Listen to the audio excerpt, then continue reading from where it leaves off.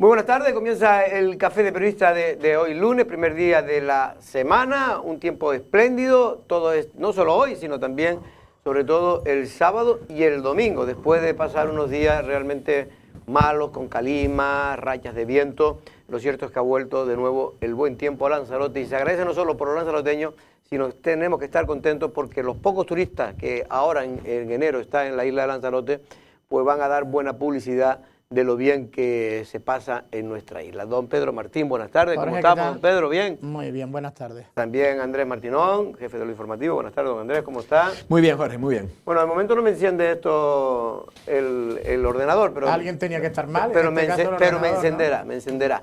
Bueno, Andrés, antes de pasar al tema de la noticia, de la muerte, el fallecimiento de Carlos Manrique, a la edad de 96 años, que ahora hablaremos. En estos momentos, aquellos que nos estén viendo en directo, pues acaba de terminar la misa funeral que se le realizó, en este caso, en la iglesia de San Ginés. Pero por hablar de la actualidad, el tema del COVID, después del viernes, las cosas han ido a mejor lo que es el número de contagios. El número de contagios, sí, también es verdad que ahora ya las cosas se están contabilizando de otra manera, pero la verdad que ha habido un cambio de dinámica en el número. Ha descendido mucho el número de positivos y se está manteniendo elevado el número de altas médicas. Aún así, luego hay muchos ingresados, pero se da la paradoja de que no hay tanto ingresado que pasa luego a la UCI, que lo cual es uno de los indicadores, ¿no? Que no tengamos la UCI saturada, ¿no? Yo creo que es un momento yo creo que sí, ese pico ya se tiene que haber pasado por la fecha en la que estamos. Se decía que desde la última festividad importante, que fue el Día de Reyes, ya empiezan a pasar pues casi 2 semanas, pues yo creo que sí empezará como fue el año pasado. Sí. Es verdad que, ya digo que mucha gente que se está poniendo, que tiene positivo, si no tiene apenas síntomas, pues no está ni notificando nada, entonces a lo mejor esas cifras pues puede ser que también no sean muy precisas o tan precisas como antes, cuando los rastreadores iban llamando uno a uno a donde ahora y ya no se rastrea. Ya ¿verdad? Prácticamente no se rastrea porque tampoco tiene mucho sentido hacerlo cuando ya hay más de un 5% de la comunidad, de las personas, de la población que está contagiada. Don Pedro, ¿usted cómo lo analiza estos datos del fin de semana? Bello, esperanzadores. Ya no se rastrea, sobre todo porque ahora el gobierno de Canarias está utilizando esto que parece que está funcionando bastante bien, y hay un tutorial donde te dicen que si tú te haces el autotest y das positivo, sigues una serie de pasos para darte de baja, para que se contemple, ¿no?, como que tienes COVID, para tener un cierto control en torno a esta pandemia que ya se habla abiertamente de que podemos estar Pero también es verdad, viendo, Pedro, que muchos hacen el autotest y no dicen nada. Y no lo notifican. Por eso supongo yo que el gobierno de Canarias, porque es una novedad de hoy, ha mandado a hacer, supongo, su servicio informático, estos posts, ¿no?, que se cuelgan y que están en todas las redes sociales, soportes de internet, etcétera, etcétera, y que te dicen cómo tienes que hacerlo correctamente. Después cada uno hará lo que crea. Habría que pedir un poco de responsabilidad, porque si hay algo que ha podido doblegar esta curva, si hemos doblegado la curva, es la responsabilidad, y la que hacía que la curva subiera para arriba es la irresponsabilidad. Y después, que sé lo que te quería decir antes, que se habla ya abiertamente de que podemos estar en el final de la pandemia, que no del coronavirus, pero sí lo dijo ayer un experto mundial, creo que de la Organización Mundial de la Salud, que sí podemos estar viendo los últimos pasos de esta pandemia, ¿no?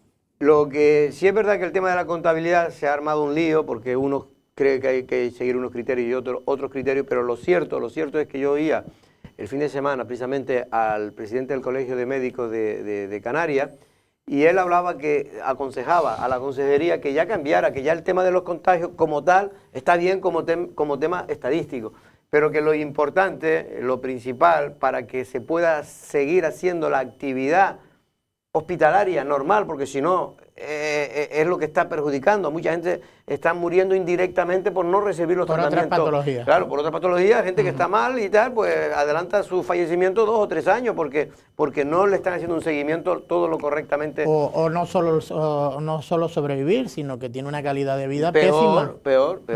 Bueno, y él decía que sobre todo lo principal ahora es contabilizar la gente que está entrando en los hospitales. ¿Qué tipo, el perfil de esas personas que están entrando? Si son mayores, si son menores, si son gente con vacuna, con 2, con la de refuerzo.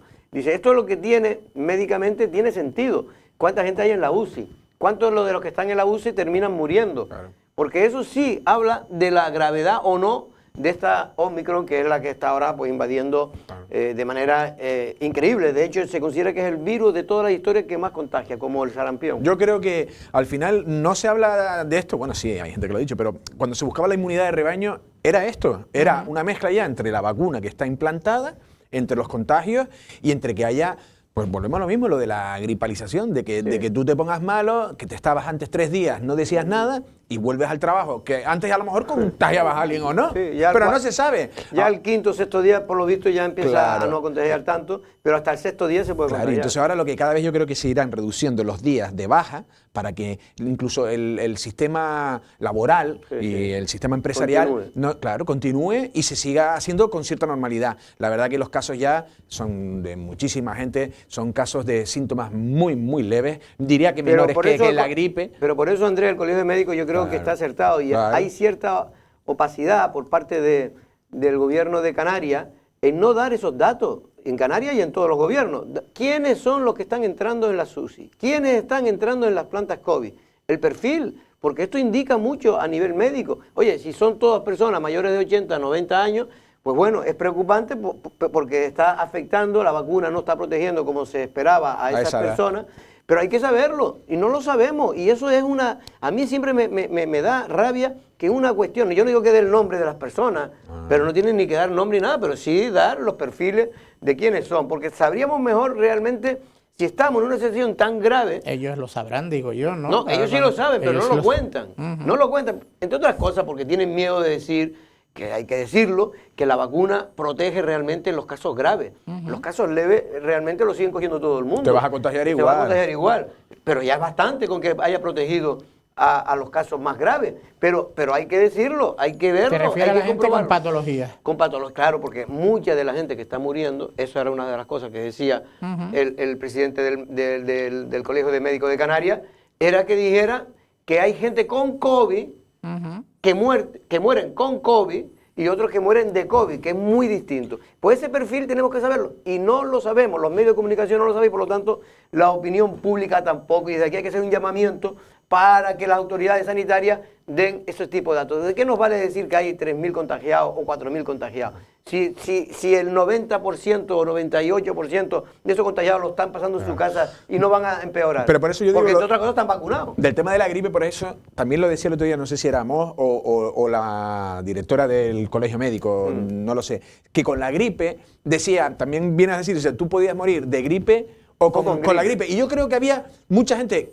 que moría de otras patologías que tenían gripe. Y por eso yo creo que los casos, es verdad que yo le hacía una comparación y la verdad que ahora ya ha saltado otra vez las cifras de mortalidad, pero hacemos un cálculo que por año habían sido unas 26 personas. Y claro, uno dice, con gripe, ¿cuánta gente que tenía gripe, que no moría de gripe? Pues a lo mejor eran más. Claro. Yo me acuerdo, estuve viendo, en 2009 hubo un caso de la N1H1, una gripe que vino fuerte, y no sé si eran 600 casos por semana en Lanzarote. O sea que había pero no había una alarma porque no sé... 600 casos de contagio. De contagio. Y, o sea, que hemos convivido con eso y es un poco a cuando la gente...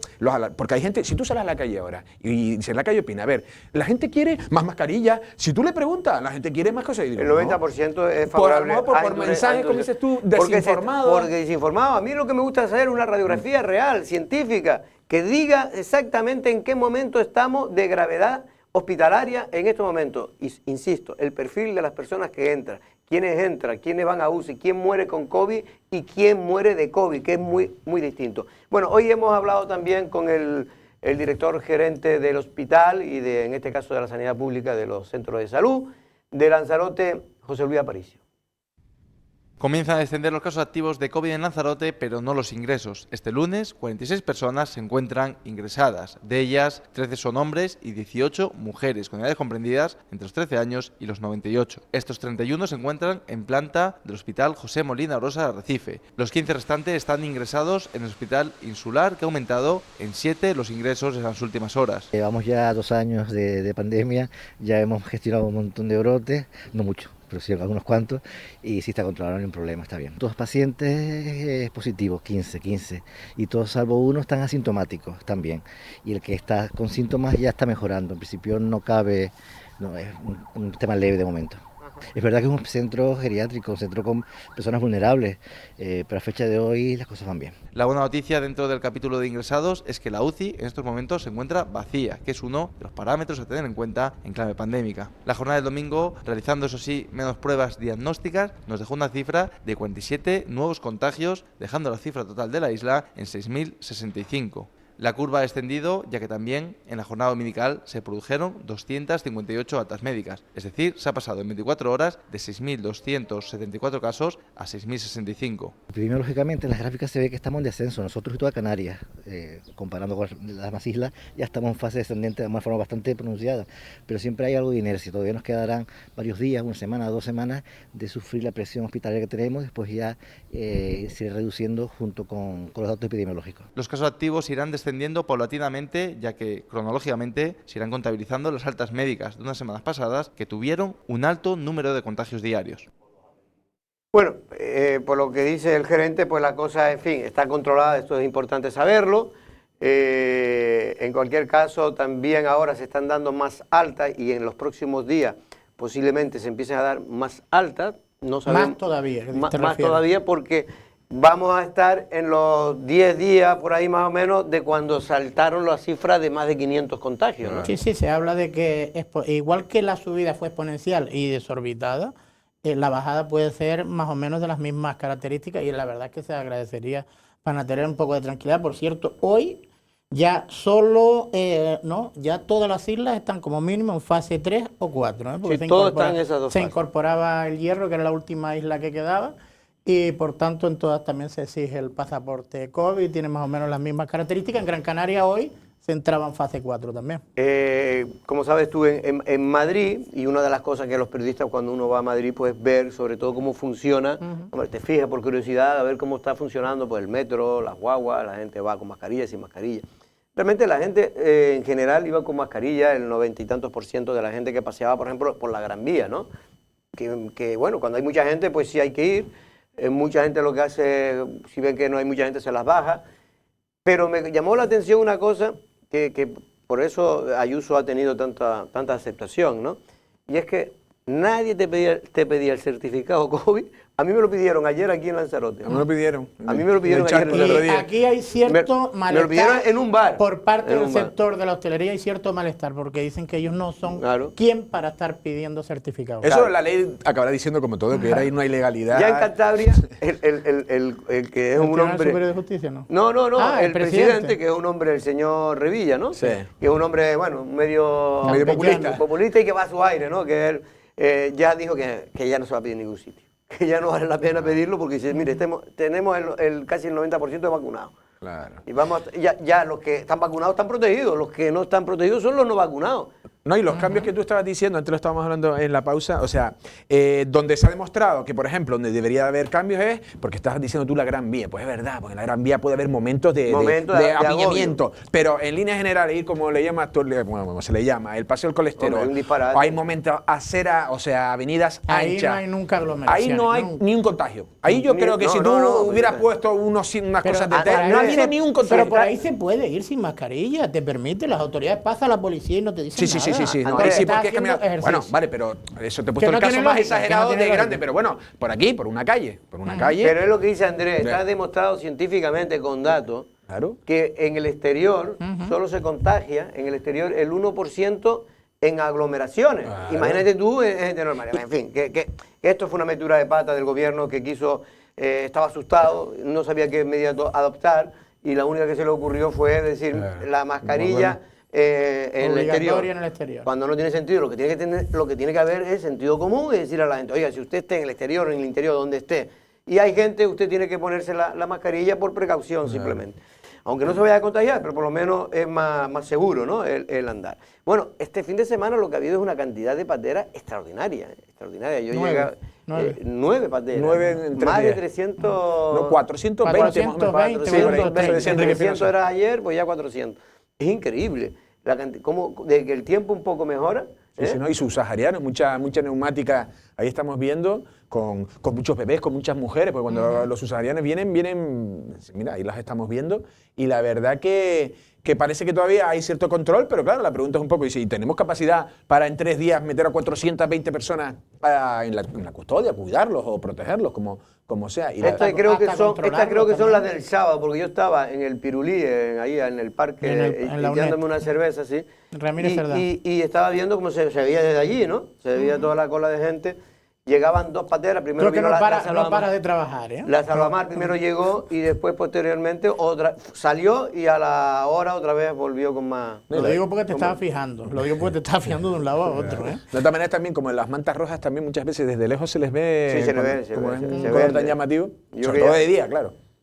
Efectivamente. Mira la criaturita. Sí. Bueno, lo bueno es que han llegado Bueno, bebé. sin muchos problemas, ¿no? Porque creo que- Ninguno, pero de los Sí. 430 creo que ninguno sin yo, la incidencia, ¿no? verdad- La última que llegó fue a Famara, también muy llamativa la No, llegada. pero ¿no? y algunos de los rescates han sido lejanos, ¿eh? Sí.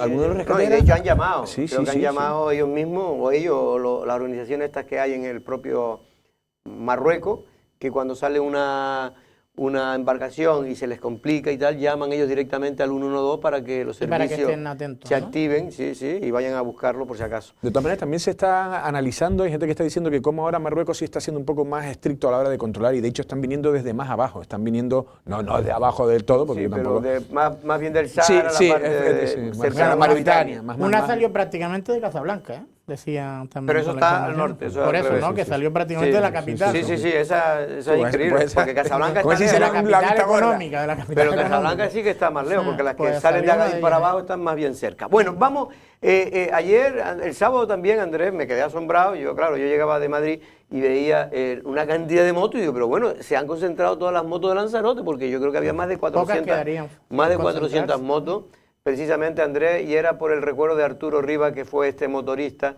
bueno, una persona que le gustaba Aficionado mucho al motor. aficionado a la moto y que moría Le gustaba la moto y llegó a competir en y el campeonato llegó a de competir España, también. Sí, de lo decían. motociclismo. y que tuvo la mala suerte de fallecer en un accidente en Costa Teguise. Sí, ahí en las inmediaciones más o menos del Hotel Beatriz, y la verdad que, como dices tú, porque yo creo que luego se incorporaría más gente, porque yo también estaba, no en este caso en el Pirulí, sino estaba en la Miñoca, En la Miñoca. y veía pasar por la parte de la avenida, pero que no paraba, estabas ahí y viendo moto tras moto tras moto, y la verdad que luego es como, el colectivo de los motoristas son como muy sensibles ante estas cosas, y como que, bueno, no sé si es un motivo más para reunirse, o simplemente que también lo sienten. También es verdad que quien está en una moto sabe, es como un poco el riesgo que puedas llegar Era a un homenaje, tener. ¿no? Era en homenaje a Arturo, se fueron a concentrar. Yo también, yo no estaba ni en la Miñoca ni en el Pirulí, estaba saliendo de la radio y estuve por lo menos 15 minutos esperando ahí en la intersección delante del castillo de San José, Efectivamente. porque estaban pasando en caravana por allí, todo muy bien organizado, policía iban por delante y por local, detrás escoltados, el Gorek, Emerlán, creo que también iba, varios colectivos también de ONG,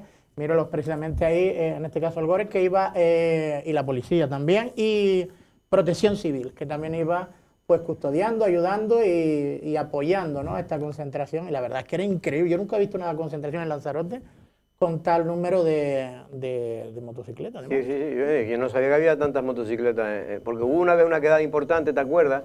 Que vinieron de toda Canarias. Sí, los Sí, nómadas, ¿no? Sí, Eran sí, los sí, nómadas creo aquí que ahí de su llegaron a concentración alcanzar Puerto también Carmen, por ¿no? una cifra de 400, 500 personas. Motos.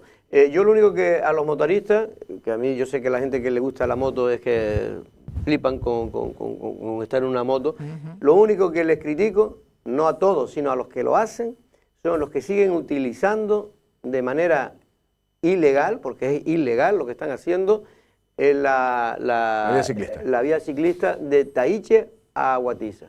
Insisto, muy poca Guardia Civil va por ahí, pero ya alguna vez estoy viendo, debido a esas críticas que estamos haciendo de los medios de comunicación, ya alguna vez está pasando la Guardia Civil.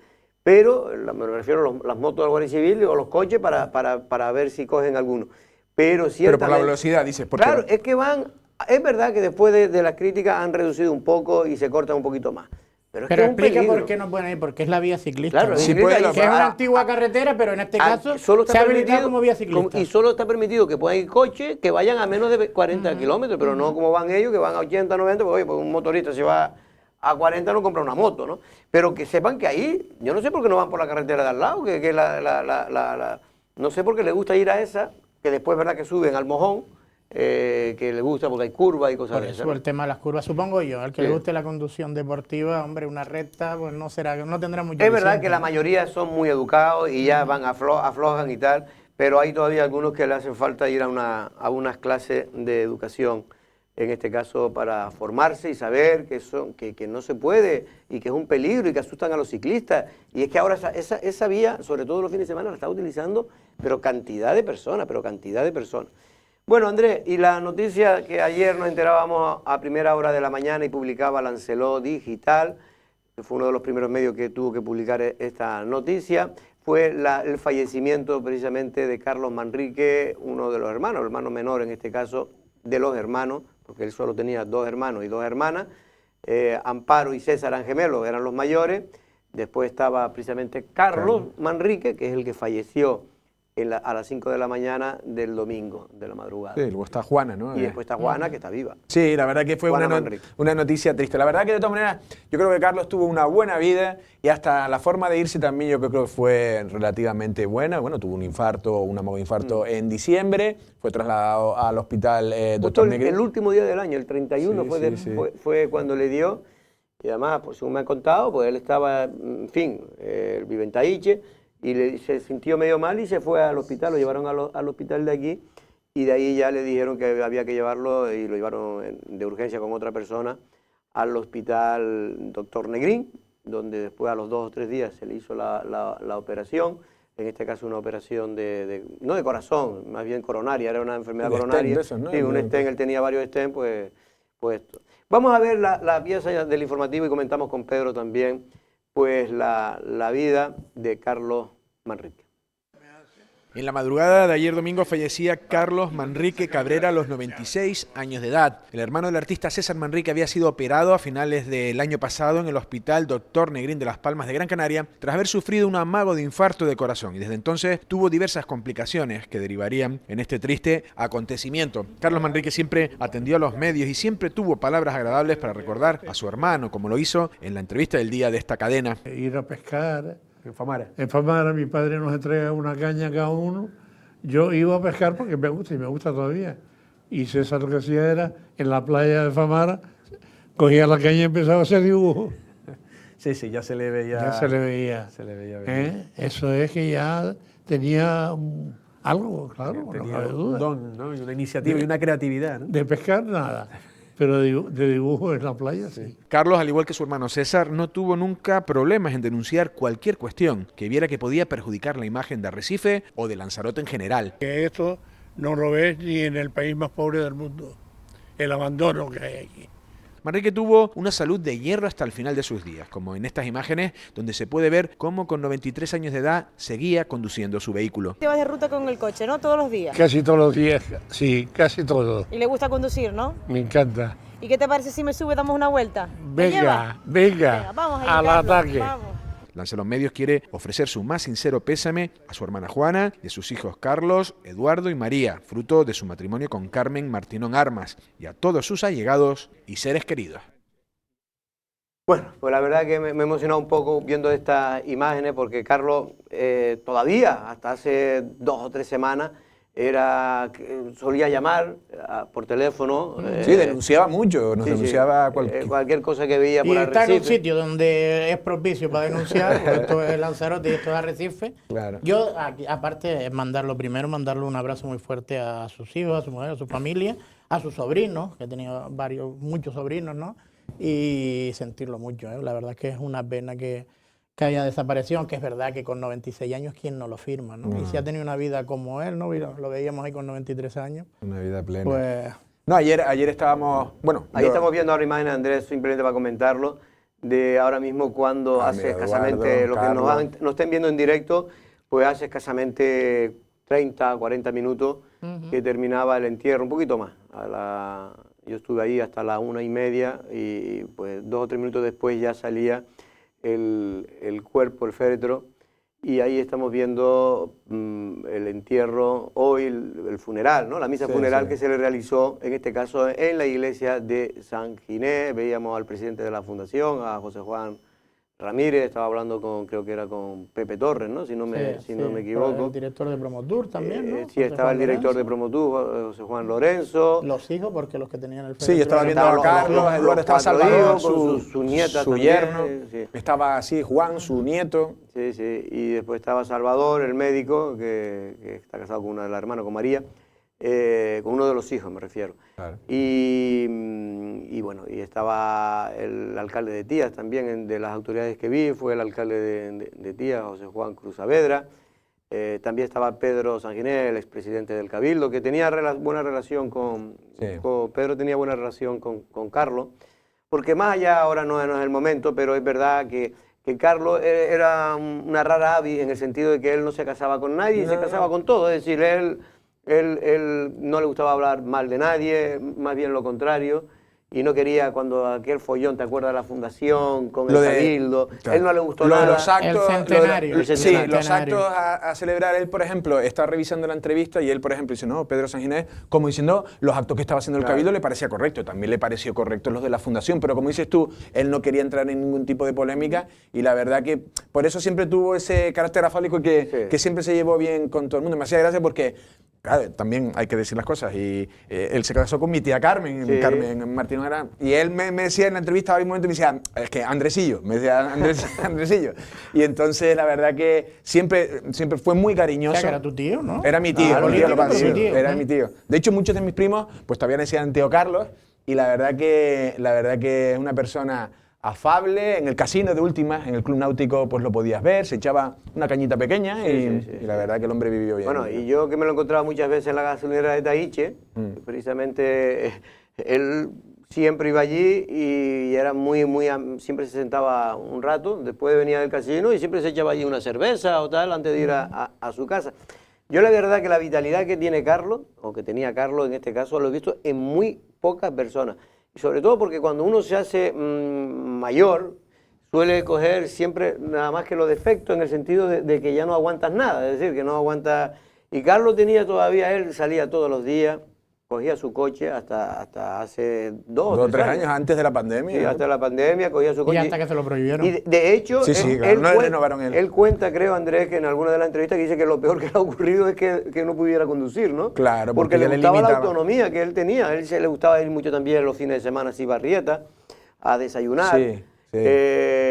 En fin, y de verdad que de aquí le quiero dar un fuerte abrazo a todos sus hijos, principalmente a Eduardo, que bueno, es de mi generación, su hijo María y también, Carlos. y a Carlos, ¿no? Claro. Y luego después tiene un montón de sobrinos, como decía, no sé si tú o él. Estaban en fin, todos los modernos, que se estaban- decía. Sí, todos los Matallanas. Los Matallanas. Los Manrique Matallana.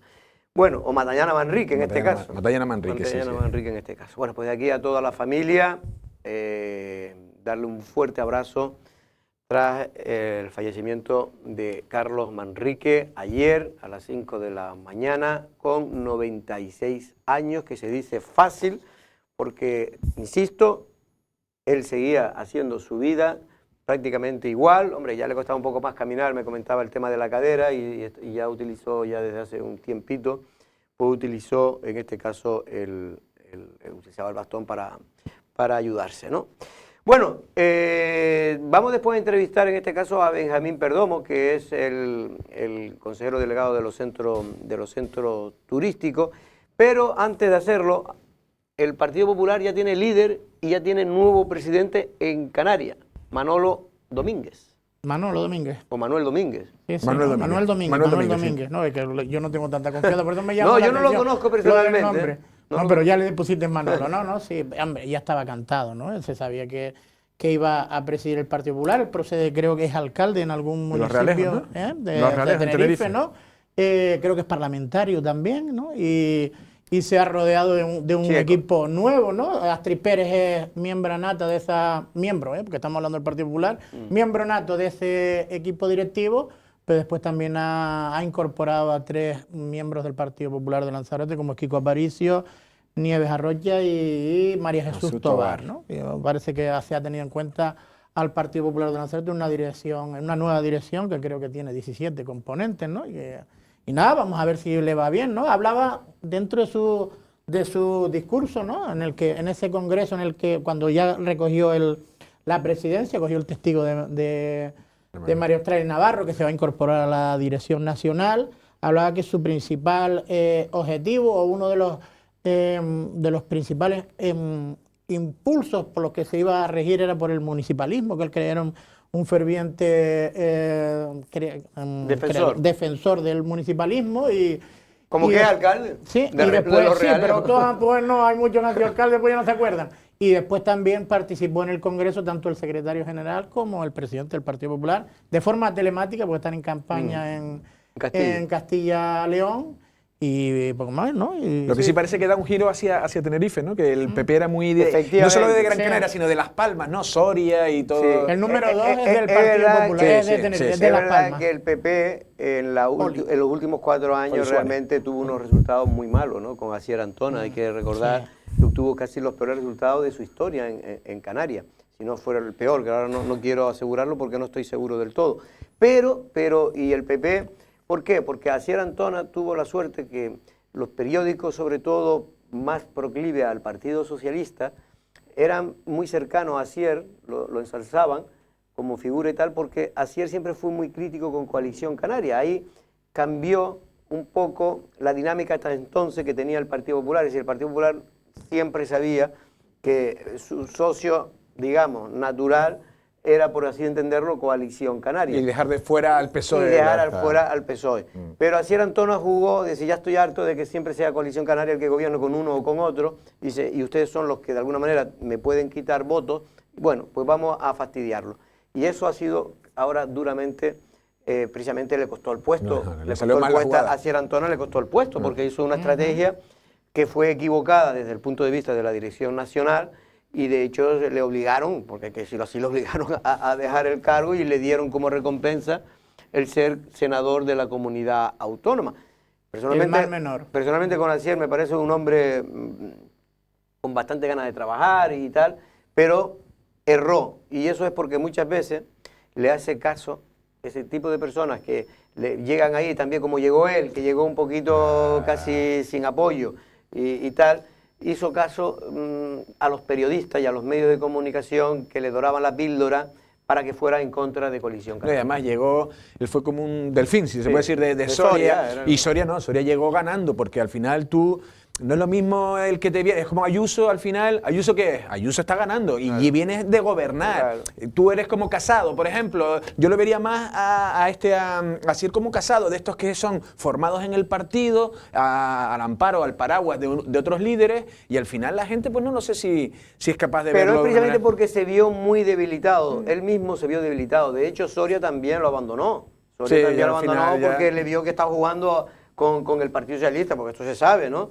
Y entonces eso, en fin, es una estrategia que el PP planteó y de hecho, tú sabes que el gobierno intentó echar a Coalición Canaria de todos los sitios que pudo. De hecho, en La Palma, donde él tiene mando, en La Palma gobierna el Partido Popular, ¿no? Con el Partido Socialista. Bueno, en algún sitio ya han roto, ¿no? Pero, sí, han roto. En algún sitio. Sí, pero creo que en el Cabildo no, el Cabildo continúa. El Cabildo gobierna el Partido Popular, la presidencia la tiene el Partido Popular con apoyo el partido, del PSOE. Con el Partido Socialista, después donde creo que se han cambiado en Los Llanos, precisamente. En algún ayuntamiento. Bueno, pues lo cierto es que ya hay nuevo líder del Partido Popular, es un hombre, por lo que me comenta, yo no lo conozco personalmente, vamos a intentar que mañana esté aquí vía Skype, no va a ser fácil porque hoy precisamente tiene una junta directiva ahora por la tarde, a las 5, donde se va a nombrar ya a los miembros oficialmente de la junta directiva del Partido Popular en las Islas Canarias, pero el Partido Popular en las Canarias cuando estuvo más fuerte fue en la época de José Manuel Soria, que era un Partido Popular que llegó a punto, estuvo de poder gobernar. Lo que pasa es que, claro... Fue vicepresidente del gobierno. Fue vicepresidente, José Manuel pero Soria. se estuvo incluso... No tuvo los mismos escaños que Coalición Canaria cuando Paulino... Y ahí está, pero claro, ahí Paulino jugó con el PSOE y lo dejó fuera inicialmente, o no sé si después no sé, ahora no me acuerdo cómo fue, pero vamos, que finalmente... Yo creo que gobernó con coalición Paulino con el PP. Y después rompió. Sí, pero y ese después fue rompió. cuando Juan Fernando consiguió 26 diputados y decía que él tenía que ser el presidente, fue cuando pactó Soria con Paulino y dice, bueno, tú tendrás 26, pero nosotros tenemos 33 o 34, ¿cuántos eran antes? No me acuerdo lo que eran antes.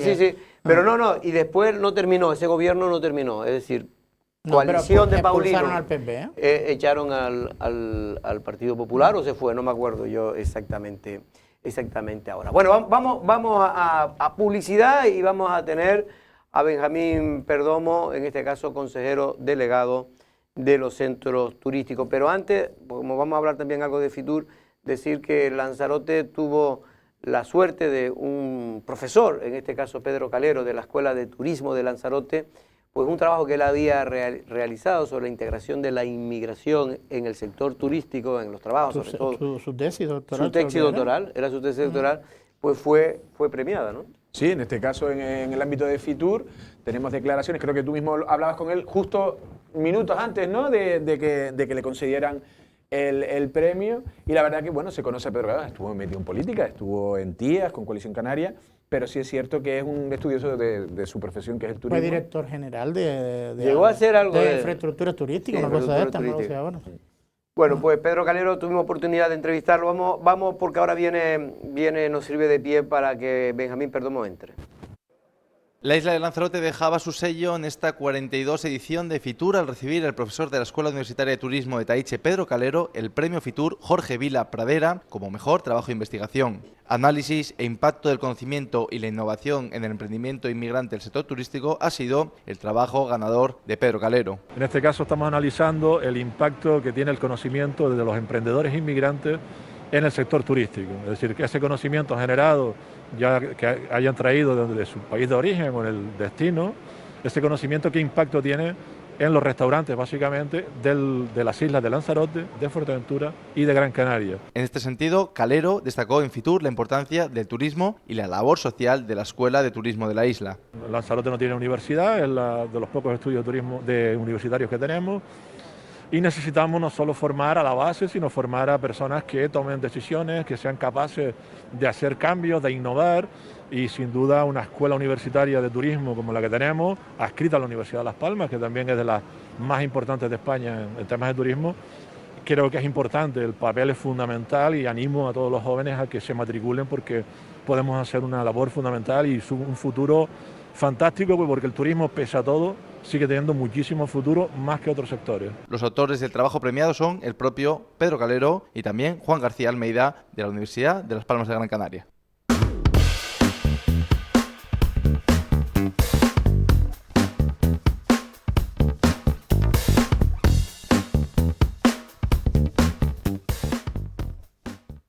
Bueno, pues ya está con nosotros el gerente delegado de los centros turísticos que evidentemente tuvieron que estar presentes en la principal feria internacional de turismo de España, que es el Fitur. La 42 edición se celebraba precisamente en estos días y terminaba ayer. Don Benjamín Perdomo, buenas tardes. Muy buenas tardes, ¿qué tal? ¿Cómo estamos? ¿Ya Bueno, estás recuperado, Jorge? Ya estoy bastante mejor, aunque todavía sigo con la pierna medio cojeando. Don Benjamín, bueno, yo vi mucho trabajo en comparación al Fitur de 2020, ¿no?, que se celebró en mayo, si no recuerdo, porque sí, exacto. Se atrasó por el tema de la pandemia. Fue un Fitur muy raro. Pero el del 2021. 2021, perdón. Sí, que se retrasó. 21. Se retrasó porque estaba la pandemia, pero se quiso celebrar, el gobierno de España, creo que acertadamente, quiso que se celebrara esa feria, y el sector turístico, para darle cierta normalidad, ¿no?, de que efectivamente se puede viajar si se toman las medidas de seguridad oportunas, ¿no? Sí, efectivamente. Como bien decías, los años anteriores habían sido una feria como un poco rara. No había mucha gente, la mitad de los stands estaban vacíos, no se ocuparon todos los pabellones, eso es cierto. Pero había que estar, Es decir, había que estar e intentar mandar la señal o la certeza de que, oye, que Lanzarote y Canarias era un espacio seguro, que se podía venir y que se podía visitar, y así ocurrió durante el 2021, en los 6 primeros meses, que fueron tremendos y terroríficos para todo el mundo, ¿no? Y en este 2022, o en este enero del 2022, la verdad que fue una feria donde había mucho movimiento, donde había gente ya con ganas de hacer cosas, deseosas de empezar a cambiar el rumbo. Y sobre todo la percepción que tenemos nosotros es que 2022, a pesar de los 2 meses malos que vamos a vivir, tanto enero como febrero, bueno, malos, si los comparas con el año pasado, entre comillas. Y sí es verdad que a partir de ahí vamos a despegar y vamos a tener unos buenos números y unos buenos resultados y vamos a empezar a tener esa normalidad que nos permita, como yo siempre digo, de desarrollar los proyectos, ¿no? Porque muchas veces nos hemos visto en estos 2 años paralizando todo o ir asustados porque no sabemos si vamos a acabar bien el año, si vamos a tener un cerrojazo, si vamos a abrir, si vamos a cerrar, si vamos a estar de forma intermedia. Entonces esa incertidumbre creo que en el 2022 se va a acabar, creo. La consejera de Turismo del Gobierno de Canarias, que un poco era la que encabezaba la delegación canaria, porque el presidente estaba con COVID precisamente y no pudo viajar, comentaba que efectivamente lo que tú acabas de decir, que toda la esperanza está puesta sobre todo a partir de marzo, ¿no? Que a partir de marzo ya se normalice y se estabilice el turismo. Pero para que ella decía un dato que era importante, es decir, en 2021 se llegó casi a los 6,5 millones, 7 millones en Canarias de turistas.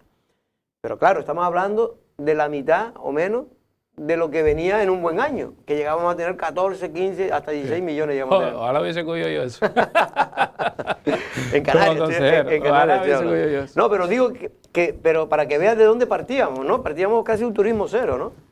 Sí, efectivamente. Ustedes recuerden que enero del 2021, enero, febrero, marzo, abril y mayo, en junio empezamos a subir, pero de forma muy tímida. Los 5 primeros meses fueron terribles, ¿eh? Horrible. Teníamos que, es decir, había que aguantar esos 5 primeros meses, casi de un turismo a cero, donde se decidió por parte de la dirección y estar abiertos, abrir, es decir, dejar la isla abierta, porque eso hubiese supuesto el cerrojazo de esta isla, y todo aquel que venía podía disfrutar de los centros, la gente que venía de Fuerteventura, que muchas excursiones, y luego pues recuperarnos de cara a la segunda parte del año, ¿no? Y la verdad que, pues bueno, afrontamos este 2022 ahora con ahora buena vamos a sintonía. profundizar en los centros, pero antes ya para terminar con lo que decía también la consejera de Turismo del Gobierno de Canarias, Yaisa Castilla, ella hablaba que Lanzarote, no sé si ustedes tienen esos datos, Héctor, el consejero en este caso consejero delegado de Turismo Lanzarote. De la SPEL. De la SPEL y Turismo Lanzarote, creo que le llaman, ¿no? Sí, se engloba. Engloba todo. Decía que sí, que coincidía, que tenían datos, y ella decía que Lanzarote va a ser de las islas que va a tener mejores, que ya tienen más asientos, porcentualmente, sí. Evidentemente, con el resto de las islas, ¿no? E incluso que llegaba a un 10% más del año, de los años prepandémicos. 18 y 19. Vamos a ver, yo creo que Lanzarote, en estos 2 años de pandemia, ha hecho un buen trabajo, y esa es la realidad, ¿no? Nos hemos posicionado en muchísimos mercados, se ha hablado con muchísimos turoperadores, te lo digo porque yo he estado involucrado en muchas reuniones junto con el consejero delegado de la SPEL, con Héctor, en muchas reuniones con muchas agencias de ámbitos pues, nacionales e internacionales, y eso creo que va a dar sus frutos ahora. Es decir, pues, yo recuerdo con Héctor irnos a Palma de Mallorca, irnos a Madrid, los dos, en un montón de viajes, cosas que antes no se hacían, y los centros y turismo van de la mano a buscar turismo, ¿no? Y creo que Lanzarote, yo lo dije en un medio, es decir, en este 2022 no va a haber camas para todo lo que hay, por suerte, ¿eh? Es decir, que no hay que hacer más hoteles ni hay que hacer más nada. Lo que hay que hacer ahora es buscar que el turismo que llega es de un mayor poder adquisitivo. Y que ese poder adquisitivo se reparte con la sociedad, es decir, no que solo se quedan los hoteles del turismo que estábamos acostumbrados a que se quedaran en los hoteles, se emborrachaban dentro del hotel y allí se quedaban. No, necesitamos un turismo que salga, que conozca, que alquile coches, que coja taxis, que vaya a los restaurantes. La restauración en este año 2021, y usted lo puede hablar con gente de la restauración, jamás en la vida ha facturado tanto. ¿Por qué? Porque había gente que gastaba. Sobre todo agosto y septiembre han sido excepcionales. Y hay que caminar por ese sendero. Yo primero lo de que hacen falta más camas, no. Hace falta todo lo contrario. Hace falta un nuevo plan insular que desclasifique camas, que era el objetivo que se marcaron hace 2 años y medio. Claro. Y que todavía no ha llegado, pero que debería haberlo. Cuidado, no me malinterpretes, yo no quiero más camas, cuidado. No, por eso, que a lo mejor va a haber más demanda, pero lo que hay que hacer, lo que hay que es desclasificar. Lo que hay que hacer es subir la categoría de los hoteles, ir hacia un turismo de mayor calidad, convencer a los pequeños apartamentos con ayudas, con subvenciones. Lo que hay que reconvertir. Hay que reconvertir. Que se está haciendo, que Tías va a poco firmar. Poco a poco se está haciendo en Tías. Dentro de poco le va a tocar a Playa Blanca hacerlo también. Efectivamente. Y a Costa de Guise también. Exacto. Eso pero Tías, que era el complejo, empezaron por ahí los planes de renovación. Pero ahí, por eso van en el cuarto. En consonancia con lo que dice Pedro, sí es verdad que yo lo que he hecho de menos, no solo ya el planeamiento, sino también que no ha ido al mismo ritmo la inversión pública por ejemplo, en día ahora, por ejemplo, se ha hecho, y es que da un cambio. Por eso digo yo que a veces no nos damos cuenta cuando hay un cambio. Ahora mismo, cuando... Los hoteles que han renovado tienen una pinta. Los hoteles y la inversión pública que han hecho con también la avenida. Pero evidentemente, si uno pasa a la segunda o tercera línea, Puerto del Carmen todavía le queda mucho por hacer. Evidentemente, la administración pública no va al ritmo que tendría que ir y no va al ritmo en el que los ciudadanos lo demandan. Estoy totalmente de acuerdo. Yo creo que tienen que imprimir, pero y esto es una conciencia también, no solo de políticos, ¿eh? Esto es una concienciación de técnicos. Cuidado, que nadie vaya a pensar que esto es solo político. No, esto también es técnico, que empiecen a entender que hay que caminar de forma más rápida. Y también el político de poner las herramientas suficientes para que las empresas o los ayuntamientos vayan como un tiro. Yo siempre lo digo en los centros, es decir, yo cuando llegué a los centros sacamos 65 pliegos a concurso, que eso lo puede ver usted en nuestra plataforma, en nuestra página web, y eso ha hecho que los centros vayan en quinta velocidad. Es decir, de hecho desde el Cabildo muchas encomiendas se mandan a los centros para poder sacarlas para adelante. ¿Y eso por qué? Porque están todos los concursos hechos, porque vamos a una velocidad de crucero muy grande. Las pilas. También es verdad que, oye, pues nos costó también en su momento ponernos al día para que todo esto sucediera, pero yo animo a todos los ayuntamientos. A mí me gustaría saber qué iniciativas nuevas, porque evidentemente lo de los centros los conocemos todos, ¿no? Más o menos, pero qué iniciativas nuevas tiene junto con la Sociedad de Promoción Exterior para atraer ese turismo, para hacerlo de mayor, para ofrecerles una mejor isla de Lanzarote, para hacerlo más atractivo y sobre todo para hacerla, que ese turismo sea no de mejor calidad, pues yo creo que todos somos iguales y los de izquierda así nos lo comentamos, pero sí es verdad que tengan mayor poder adquisitivo y gasten más en destino. Mira, estamos intentando junto con Turismo llegar sobre todo a viajes de inversión, es decir, traernos agencias, traernos tour operación para realizar pues viajes para que conozcan la isla, ¿no? Hace poco, bueno, dentro de 2 semanas estamos organizando, porque viene el propietario de la agencia Pangea, que es una agencia importantísima de viajes a nivel nacional, que tiene es decir, que mueve un poder adquisitivo bastante alto para organizarle viajes. Se está hablando con Iberia, Iberia va a aumentar el número de plazas para este año 2022, es decir, se está caminando en intentar, digamos que ir grano a grano, ¿no? O lentejita a lentejita de sentarnos con propietarios de agencias, de sentarnos con propietarios de compañías, de tour operación, de ver los diferentes mercados que vienen hacia Lanzarote e ir aumentando porcentualmente, porque yo creo que aquí lo que hay que hacer, ¿no? El diagrama de Grant, ¿no? Es decir, ir poniéndote fechas y conclusiones de qué quieres conseguir de cada mercado, ¿no? Pues oye, el mercado alemán ha caído un 30%, tendremos que ir otra vez a recuperarlo. El italiano pues se va a Fuerteventura, ¿por qué no puede venir a Lanzarote? Pero es que el polaco, donde más gente va, es a Fuerteventura. ¿Por qué no vamos es decir, ir ampliando poco a poco el volumen de cada uno? Por cierto, cuando yo hablaba de la infraestructura pública, por ejemplo, yo quiero felicitar al Cabildo de Lanzarote en este caso, porque ya era hora, ya empezó en la época que estaba Jacobo como consejero de Obras Públicas, pero hay que reconocer aquí, y yo quiero felicitar personalmente, porque como hemos criticado tanto... ¿Sí tiene fiebre? No, es que como hemos criticado tanto, me refiero al Cabildo, cuando en una obra concreta que yo no entendía cómo no se hacía, ¿no? Que era la falsa rotonda de Uga, ¿no? Pues menos mal que ya se ha culminado y se ha hecho una gran obra.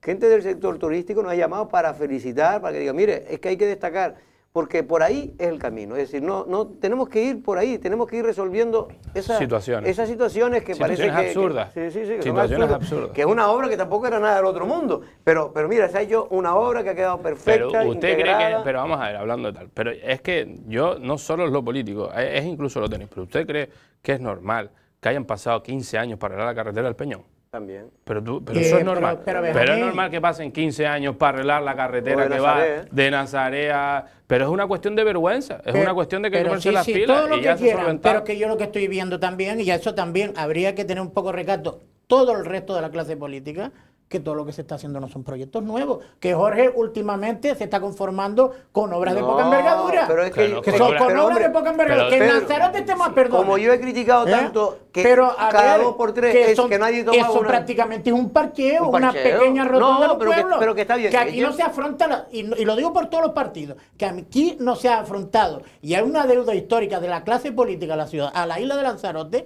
los grandes retos que hay de infraestructura. Sí, es que sí, no hay. pero por eso estoy es que diciendo, no las hay. por De eso los estoy- anteriores y de los Estoy actuales. diciendo que estamos atrasados. Mire, Fue lo primero que dije. La infraestructura pública no ha ido en consonancia con la En absoluto. renovación que está realizando y el esfuerzo económico que está haciendo, en este caso, los promotores, ¿no? Que sí, y además acá se está proyectando la nueva carretera hacia el sur, Sí. se quiere proyectar la nueva carretera hacia el norte, claro que sí, pero oye, no nos olvidemos, son 2 años de legislatura de la presidencia de la presidenta del Cabildo, 2 años. En 2 años es muy difícil de arreglar todos los problemas que tiene esta isla, pero ya se está proyectando aquellas infraestructuras de las que hablabas y las que estabas comentando, con lo cual yo creo que ese paso se está dando y en breve pues saldrá a licitación la carretera que va hacia el sur, la del norte también se está hablando y se está hablando con obras públicas. Hombre, yo creo que se están haciendo las cosas bien. el gran reto ahora, porque evidentemente tiene razón Pedro tiene razón. Que yo tengo razón y, hombre, que se esté proyectando sin salir a concurso, no lo creo, ¿eh? Se tendrá en la mente. En la mente no. Y se estará pidiendo en la mente no. Eso es el consejero de obras públicas que ya se están proyectando. Pero ¿cómo se va a proyectar si no sacas a concurso para hacer el proyecto? Que lo tendrás en mente en el contrato programa, pero proyecto no puede haber, Benjamín. Bueno, pero en el contrato programa, en la intención, pero ya está programado. Ya está programado. Bueno, lo que está claro es que ahora mismo se han dado cuenta de que tenemos un retraso importante. Pero La propia presidenta del Cabildo, en la última entrevista que le realizábamos aquí antes de fin de año, lo reconocía, que hay que ponerse al día en infraestructura, porque es que eso es evidente. Es que ahora mismo, porque el consejero de Obras Públicas, cuando cogió la consejería, dijo aquí mismo que no había un proyecto. Que dice, mire, yo no voy a engañar a nadie. Dice, hasta 2023 no se va a inaugurar ninguna obra importante en Lanzarote. Y ahora, pero bueno, ahora se va a inaugurar, por lo que me dijo Pepe Juan el otro día que estuve hablando con él, cree que sí va a conseguir que se empiece por lo menos en los próximos meses. La Rotonda de Mayo. No, la Rotonda de Mayo no. El desdoblamiento. El desdoblamiento. De Laza al Toro. Sí. Que tiene un nombre, LZ, No. El desdoblamiento desde Laza hasta la Rotonda del Toro. Hasta el Toro, es decir, habrá que conectar hasta el sur. La circunvalación. La circunvalación, efectivamente. Y ese es de los pocos proyectos, porque también Pepe Juan hay que reconocer que se mueve y sabe cómo funciona. Esa es la obra más importante que hay en los próximos años en Lanzarote. Es que va a ser casi la única. Millones. Yo creo que va a ser la única que se va, por lo que me han dicho desde el gobierno de Canarias. Hombre, es que estaba Benjamín hablando de ese eje sur, y hombre, por lo menos si hay intención de pedirlo, el arranque, que va por Playa Honda, que pasa a través de Playa Honda, que la divide en dos, por lo menos el actual grupo de gobierno, porque no estoy hablando de colores políticos, que es socialista, su intención por lo menos ha dicho Isidro, lo dijo aquí, Isidro Pérez, es pedir que inviertan todo el dinero que no se ha invertido con anterioridad y que se haga un bulevar en esa zona, y supongo yo que cuando se hace ese bulevar, ya después saldrán no 4, sino 6 carriles para descongestionar toda esa carretera. A mí me gustó la palabra del alcalde de San Bartolomé, porque normalmente los alcaldes dicen, no, dice, vamos a ir por el proyecto más ambicioso. Después ya veremos lo que haremos. Claro, yo voy arriba y después ya me bajarán y me pondrán en la planta.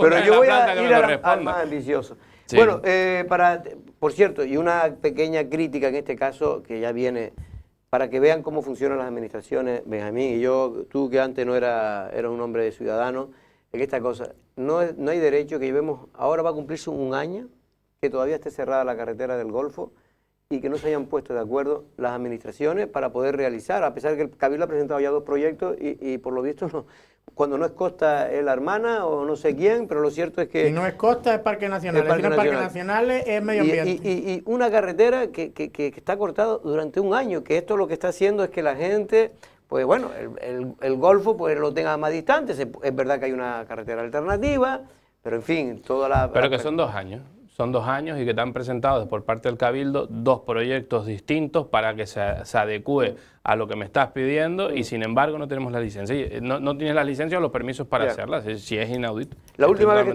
que estuvimos aquí, Benjamín, usted no quiso dar fecha y hizo bien, como decía uno. Me refiero en este caso con el islote de la Fermina. No me dé fecha, pero dígame algo de cómo van las cosas. No, pregúntale por si recibieron ya la documentación, porque es la gran duda. Mira, hay una cosa que está clara. El asesor de Astrid Pérez, que es don Jacobo Medina, ¿sí? había dicho que habían registrado la documentación en el Cabildo cuando era incierto. Cuando Que mandaron hasta un registro. Será incierto, pero un registro mandaron. Sí, no, yo te puedo mandar un registro poniéndote cualquier información que no sea la que te solicitan o la que has firmado. Entonces, la semana pasada presentaron en el Cabildo, porque ya tú piensas que eso le llega al secretario, el secretario certifica lo que te manda cada administración, ¿no? Y allí no había aparecido nada. Entonces, ahora ya llegó el convenio. Y mire, y yo creo que es positivo, y te voy a decir te voy a decir por qué. Si la interventora del Ayuntamiento de Arrecife ha dicho que el convenio que Centros Turísticos mandó a las dos administraciones, donde se pedía que los dos amortiguaran tanto las pérdidas pues, como los beneficios se repartieran, y dice que es legal, yo entiendo que la intervención del Cabildo con ese documento y con ese informe tendrá que decir que es legal, ¿no? Porque no va a decir uno que es ilegal y el otro que es legal. Eso es absurdo. No creo que, pues oye, se tienen que ajustar. Eso a lo mejor hace de palanca para desatascar este enrollo ya de una vez. Pues a lo mejor tenemos la Fermina lo antes posible, porque yo te garantizo que desde que se dé el visto bueno, nosotros estamos preparados para abrirlo. Hay mantenimiento diario de la Fermina. Menos mal, tenemos si no todo estaría preparado. destrozado ya. Tenemos todo preparado. La Fermina está impecable. No, que si no fuera así estaría destrozado. Pero no, pero es que encima, chiquito papelón, el que han tenido que usted lo único que han hecho es gastar dinero, ¿no?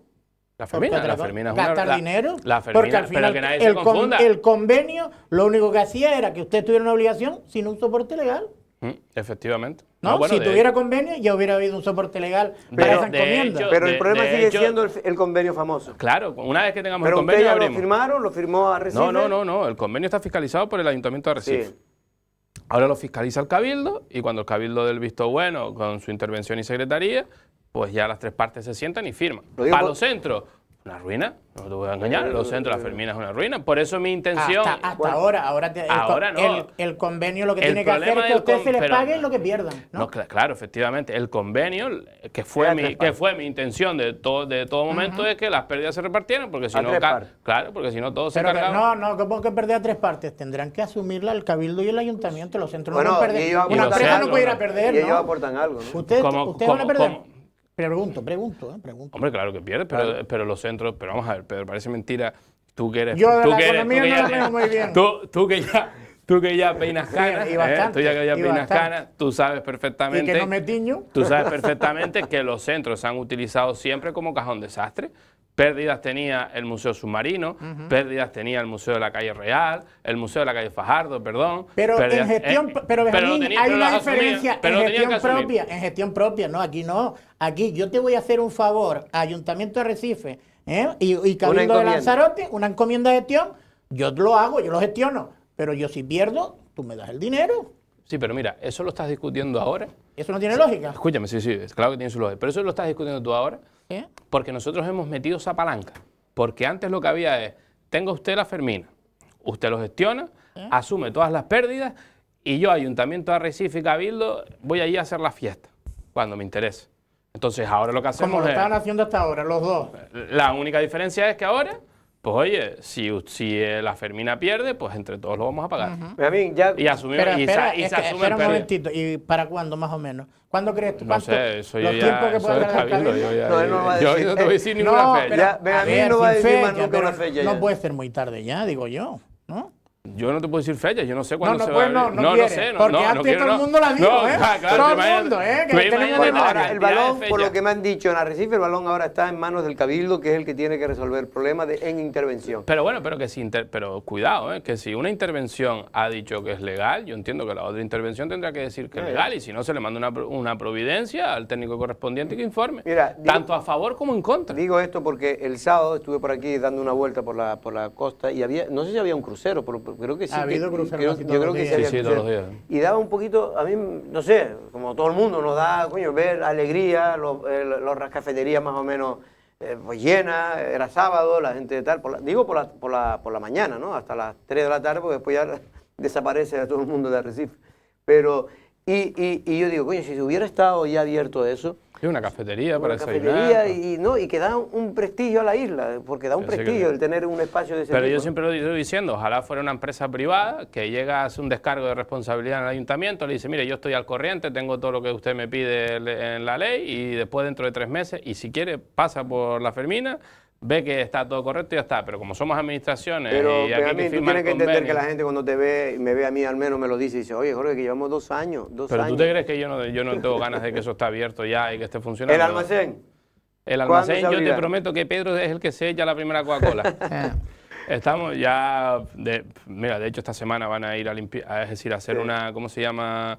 Cuando limpias una... A desbloquear. A desbloquear las cocinas, ya estamos preparando las cocinas y en breve ya está el Para convenio. carnavales. Menos mal que lo aplazaron el carnaval. Menos mal. Mira, ahí te puedo garantizar que está para carnaval. ¿Sí?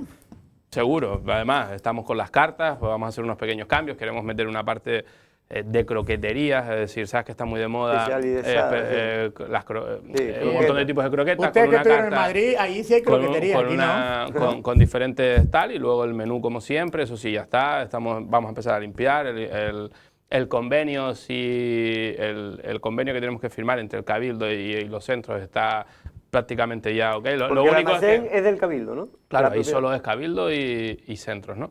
Entonces eso ya está correcto, lo cual yo creo que en breve lo firmaremos y lo tendremos. Pues otro espacio, Benjamín. Sí, pero no te pongo fechas. Para mejorar la calidad de la visita turística de Arrecife, pero que eso significa la imagen de Lanzarote, es decir, si los turistas que vengan de cualquier sitio... Pero todo es lento. Mira, nosotros esta semana tenemos que firmar el convenio con el Consejo Regulador del Vino, con el Cabildo y con los centros, que saben que el Consejo Regulador del Vino se va a instalar en el Monumento al Campesino, que creo que es una gran noticia, un buen sitio en el centro de la isla, a la puerta de la Jeria.